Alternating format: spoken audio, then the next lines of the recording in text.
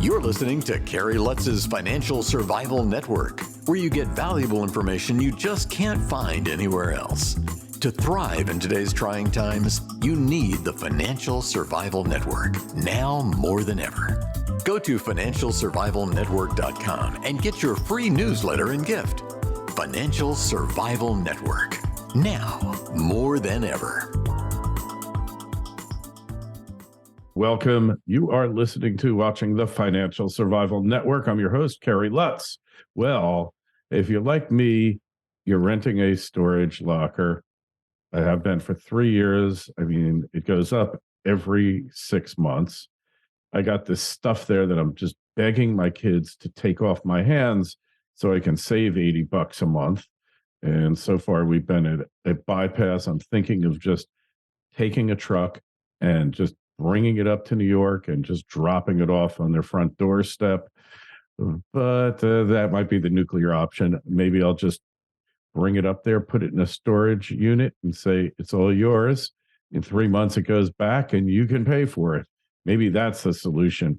Well, that's my narrow interest. But if you're looking for an investment that can pay huge returns, then you're going to want to hear from my next guest.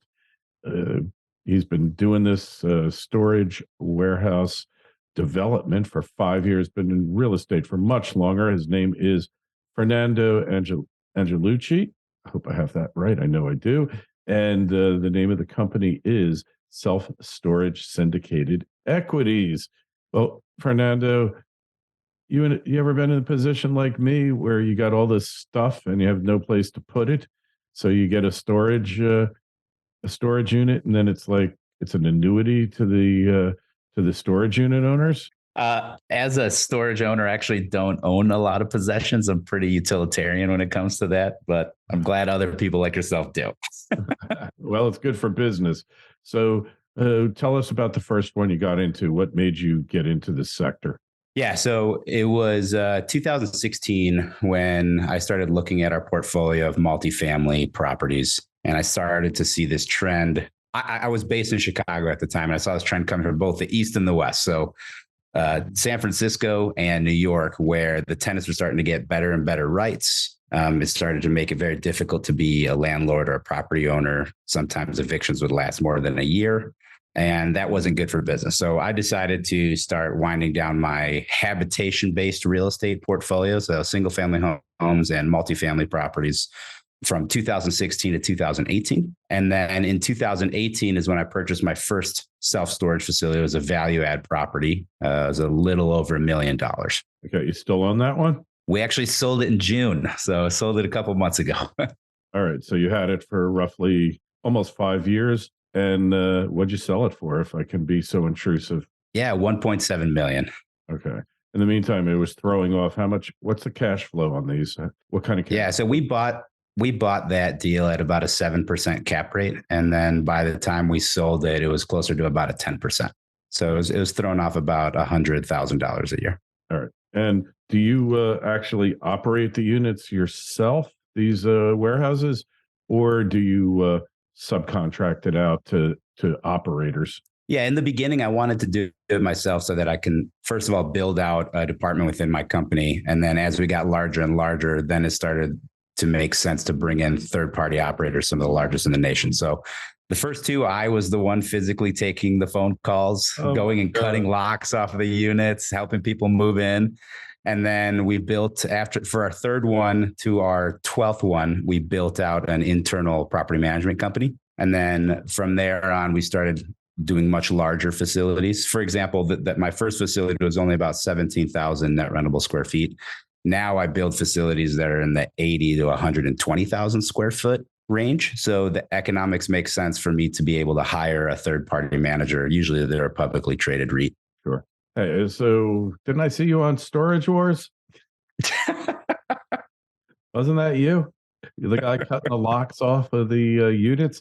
So do you actually do that where they default and then you, I guess 90 days, you have the right to varies state to state, but basically you give them a notice of default and then you break the lock and you sell the stuff off, right?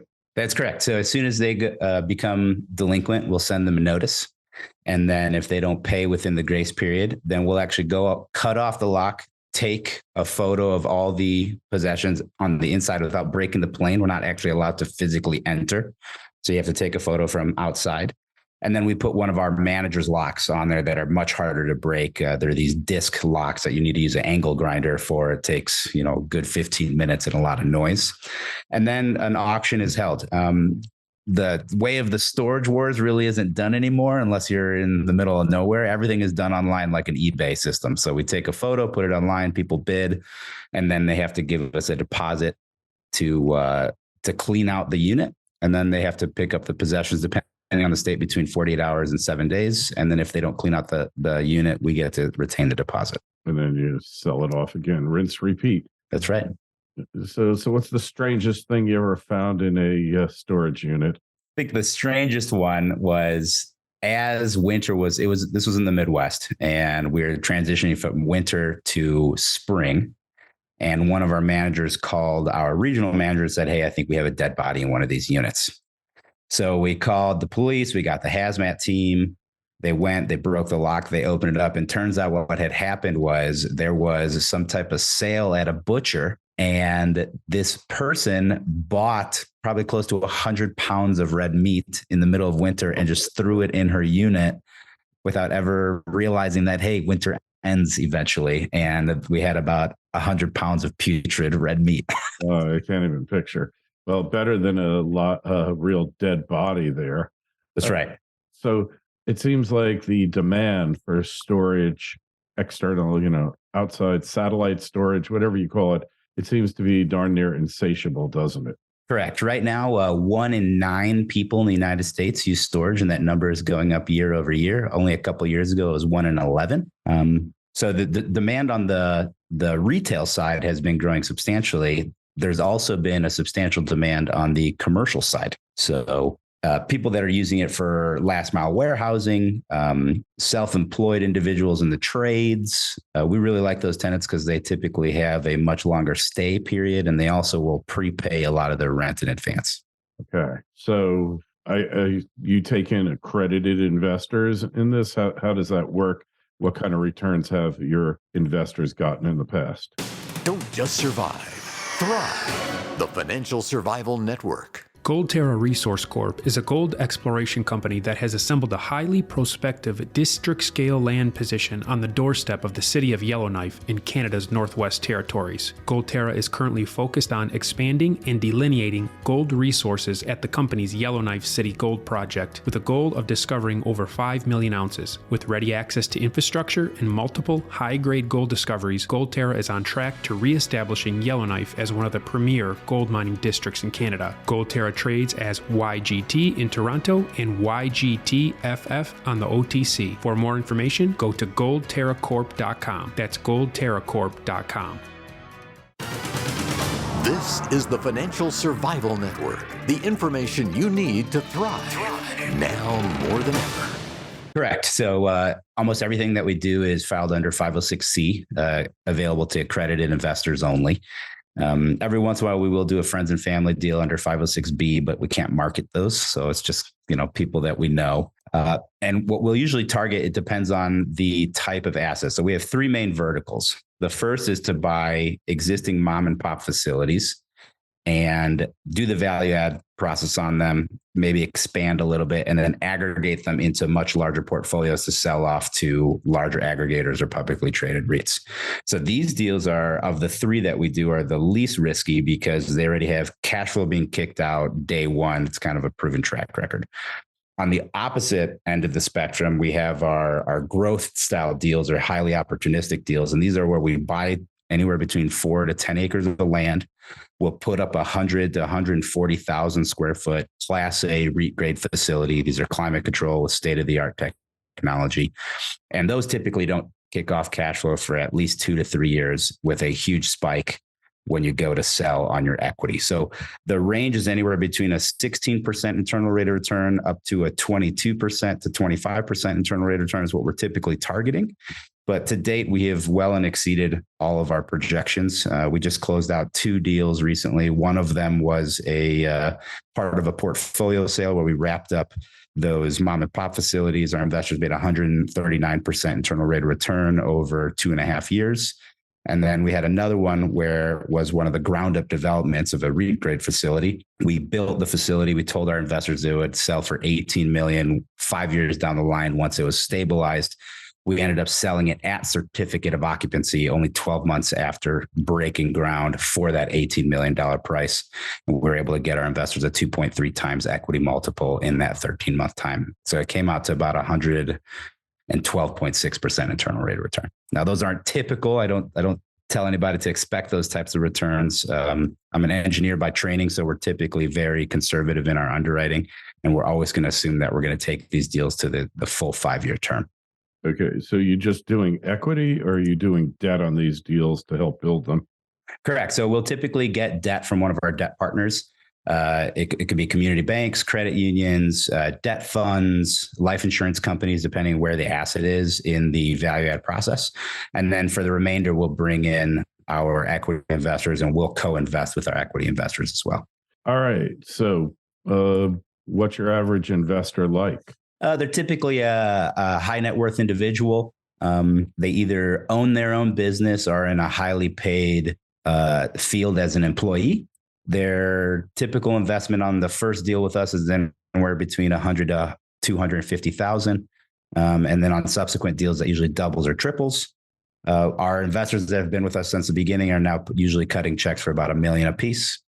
And then we also do take funds from smaller family offices, wealth management companies, as well as some RIAs. All right. Well, sounds interesting. And 22 is a great year, huh? It was the best on record. We like to hear businesses that are setting the records in the midst of this economic turmoil and uncertainty. That shows a lot. And it just shows the opportunity mindset that if you're looking and your mind is open, you will find those opportunities.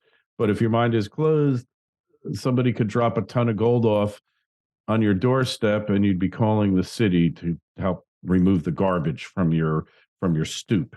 I mean, it's all a question of mindset. And Fernando, is this what you're going to stay in for the rest of your life, you think? I believe so. We are kind of branching out into a similar field, which are contractor units. They're much larger. They're typically powered to meet that demand from the commercial style tenants, as opposed to being an afterthought in most facilities. So we're going to start creating facilities that specifically target that. But this is what we're looking to do going forward. Our goal is to be at about $1 billion in assets under management in the next 10 years. And we're well on our way to accomplish that goal. Oh, I wanted to ask you one other question, kind of out of the blue, but what's your cost to construction? So it was much lower before the pandemic, but now typically our hard costs are falling around $81 to $83 a square foot on the construction piece. Once you incorporate soft costs, interest and operating reserves, and acquisition and financing costs, we're typically falling in the $110 to $130 a foot range. All right, which is, you know anything about construction costs, pretty low. Very low. And I guess then the bulk of your cost is real estate. Then finding the proper real estate, you must have a department that scopes out locations. Correct. Yeah, we have a full acquisition department. Over 96% of our acquisitions are off market, direct to seller. We find that is usually the best way to get a good deal, and especially work with sellers that potentially want to be a little bit more creative in this interest rate environment. So we've had a lot of sellers that are coming on to the partnership as a limited partner, and donating their land as equity or donating their facilities as equities once they see what we're able to do with it. That would be a smart move from a tax standpoint and from an appreciation standpoint, because the whole point of this is you're bringing value to what otherwise is vacant land, right. Not realizing its full use potential. All right. So guys, you want to take a look at the website, ssse.com. And got a question for Fernando, myself. Shoot me an email, KL@kerrylutz.com. I'm going to look closely at this opportunity. And when you're at the site, financialsurvivalnetwork.com, you can click right through to Fernando's site. Make sure you sign up for your free newsletter. Fernando, hey, really appreciate you coming on. Been a pleasure. Thanks for having me, Kerry. Thanks for listening to Kerry Lutz's Financial Survival Network, your solution to today's trying times. For the latest, go to financialsurvivalnetwork.com. Financial Survival Network, now more than ever.